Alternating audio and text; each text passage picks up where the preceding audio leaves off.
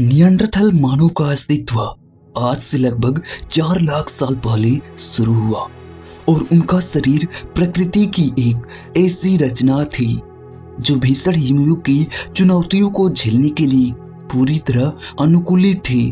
वे आधुनिक मनुष्यों की तुलना में छोटे कद के थे, लेकिन उनका सीना चौड़ा, हड्डियां अत्यंत मजबूत और मांसपेशियां बहुत शक्तिशाली थी।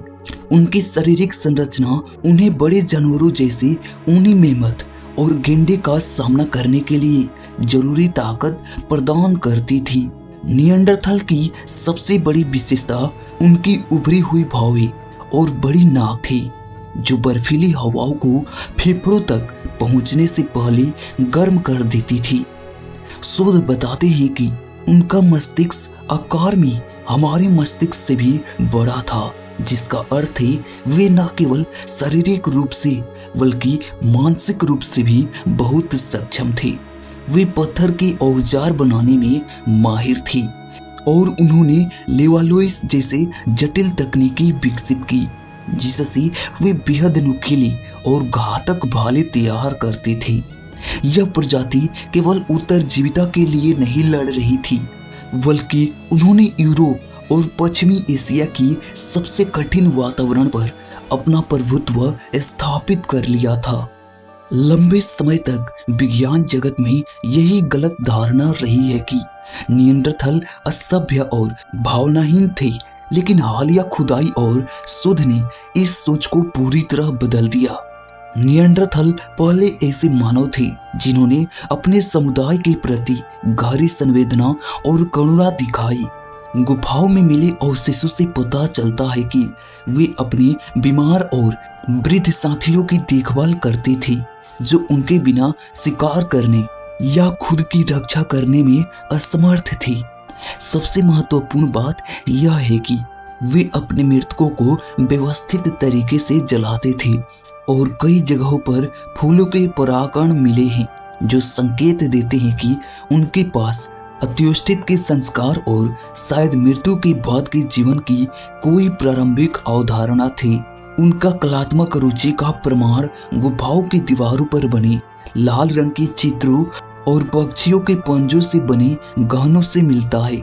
वे आग का निरंतर उपयोग करना जानते थे और गुफाओं के भीतर अपने रहने के स्थान को अलग अलग हिस्सों में बांटकर रखते थे, जिससे उनकी संगठित सामाजिक संरचना और जटिल सोच का पता चलता है।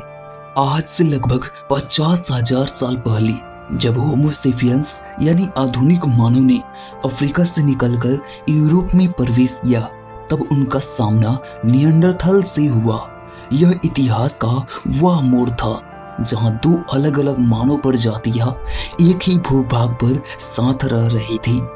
इन दोनों के बीच केवल संसाधनों के लिए संघर्ष हुआ, बल्कि उनके बीच शारीरिक मिलन भी हुआ। जेनेटिक रिसर्च ने यह चौंकाने वाला सच उजागर किया है कि आज के आधुनिक गैर अफ्रीकी मनुष्य के डीएनए में करीब 2% हिस्सा नियंडरथल का है। हालांकि लगभग 40,000 साल पहले नियंडरथल अचानक गायब होने लगे। इसके पीछे कोई एक स्पष्ट कारण नहीं है। यह जलवायु परिवर्तन का परिणाम भी हो सकता है, जिससे उनके शिकार कम हो गए, या आधुनिक मानवों की बेहतर संचार तकनीक और बड़ी सामाजिक टोलियों ने उन्हें प्रतिस्पर्धा में पीछे छोड़ दिया। भले ही नियंडरथल एक स्वतंत्र प्रजाति के रूप में विलुप्त हो गए, लेकिन वे पूरी तरह खत्म नहीं हुए। उनकी आनुवंशिक विरासत हमारे भीतर आज भी है, जो हमें यह याद दिलाती है कि वे हमारे पूर्वजों की केवल प्रतिद्वंदी नहीं, बल्कि हमारे विकास की एक कहानी का अभिन्न हिस्सा है।